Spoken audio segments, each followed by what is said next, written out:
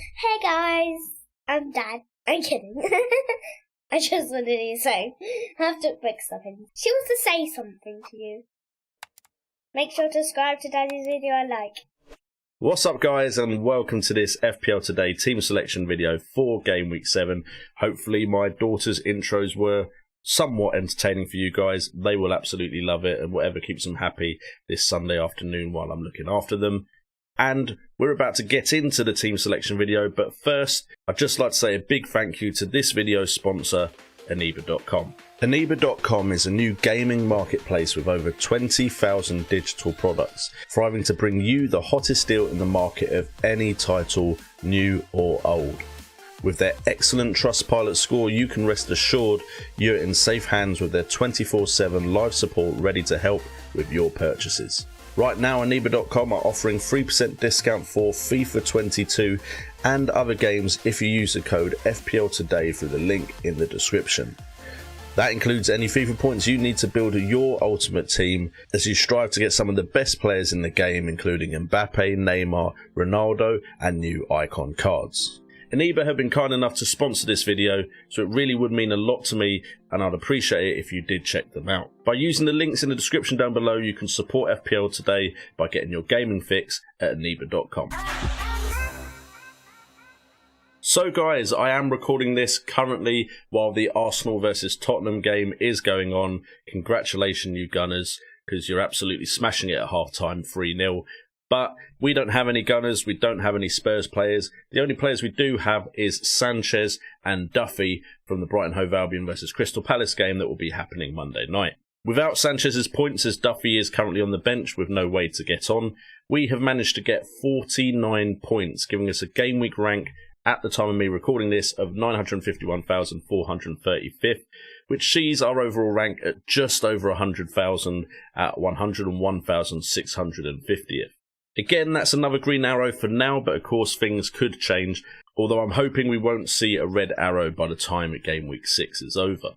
Big performance from our captain Mohamed Salah, did see him get a goal, which meant his 7 points was doubled to 14. However, we did have some players that did outscore him if we'd put the captaincy armband on them, and that was Rafinha, who of course was a doubt to play in that Leeds versus West Ham game. Antonio also managing to get 8 points as well from the same fixture, and Ismail Sarr, who we brought in for Jota, managing to get 9 points, which at least means he outscored Jota, who did also score in the Liverpool game, but Sarr got 9 points and Jota got 7, so I'm going to take that as a victory, although of course as soon as I transferred Jota out, he did score.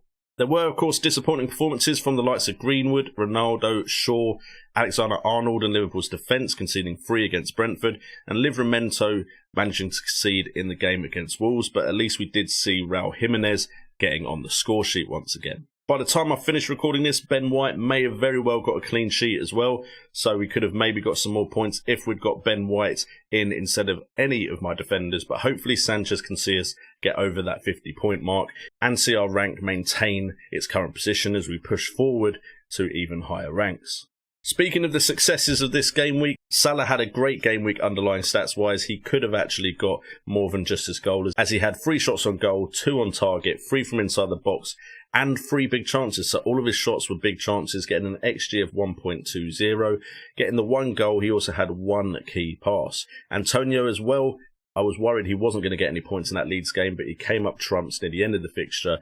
He had 7 shots on goal, 3 on target, 6 from inside the box and 2 big chances with an XG of 1.15, also getting 4 key passes and 1 big chance created. Meanwhile, the real disappointment of the game week was Greenwood, who played the 90 minutes and managed to get 8 shots on goal, but only 2 of them were on target, 6 from inside the box and no big chances with 3 key passes. Now, from what I've heard of the Man United game, because I haven't managed to watch Match of the Day just yet, because I am looking after my daughters today, it sounds like Man United were not taking good chances. They were shooting from all sorts of positions, not making the right decisions in the final third and the box. So I'll have to watch that Match of the Day, of course, and get my gatherings from that. And hopefully this week we will launch the transfer video midweek where we go over the players I'm really looking at bringing into my side. And I've still got my wildcard, so there will be a wildcard episode of that video at some stage in the future. So in the comments down below, let me know how you did this game week and what transfers you're mulling over going into game week 7. And let's look at my team selection for that game week. So this is a bit of a difficult game week for me because, to be honest, I'm not loving all the fixtures in their entirety, and I'm not exactly sure who I should bench and who I should play in the starting 11. Starting off in the back line, Sanchez is going to play purely because we don't have another option there. But Arsenal have looked good, of course, today in the first half against Spurs. That could be because Spurs were just that bad. But Sanchez, I was always going to just put him in goal and keep him there until I played the wild card. That's the only time I'm really going to think about potentially changing my goalkeeper. So Sanchez starts. Duffy also starts. That was because I thought Arsenal aren't that great a goal threat. But again, they've just scored 3 in the first half against Arsenal. We could play White in the same fixture. He is away to Brighton. We could play Livramento against Chelsea. But of course, I have to check if he's allowed to play, because I believe he's from Chelsea on loan, so he might not be able to play in that fixture. I could have absolutely butchered that, and he could have had a transfer that I'm not aware of. But I will have to look in that before we make that decision. But to be honest, Chelsea away isn't a great fixture anyway, so he's likely to be benched. Alexander-Arnold and Salah have Man City at home. It could go either way, that kind of fixture. I don't think there's going to be a clean sheet. I think it's likely both teams score.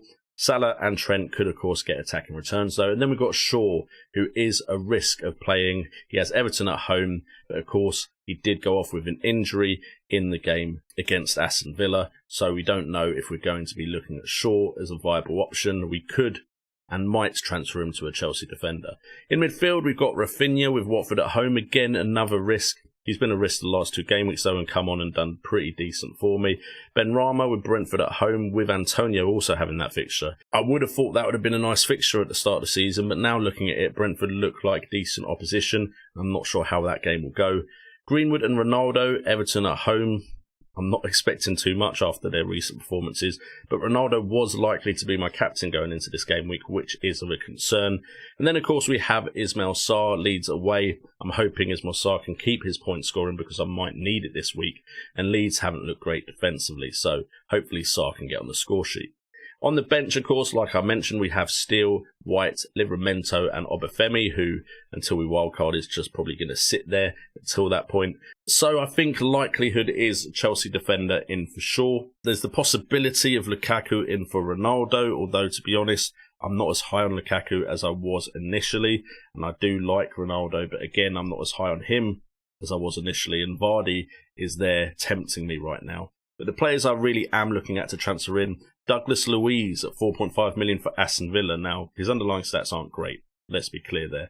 But at 4.5 million, he's playing 90 minutes of football. He looks like he could be creative this season in that Aston Villa side. 3 key passes and 1 big chance created. I was thinking about him before the Man United game, but now, of course, he's got an assist.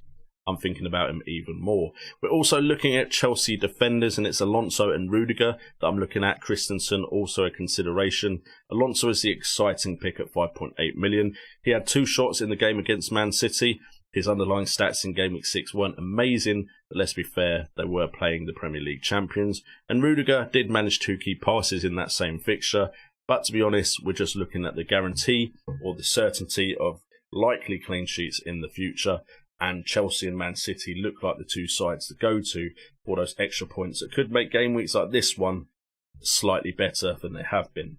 If you have transfer dilemmas, leave them down below in the comments. Also, check out the sponsors of this video, Eniba.com. They've been very gracious of helping me out for the next 2 to 3 months, I believe, so that would be absolutely fantastic. So make sure to check them out. Hit that like button, subscribe, and that notification bell, which of course helps us with that YouTube algorithm.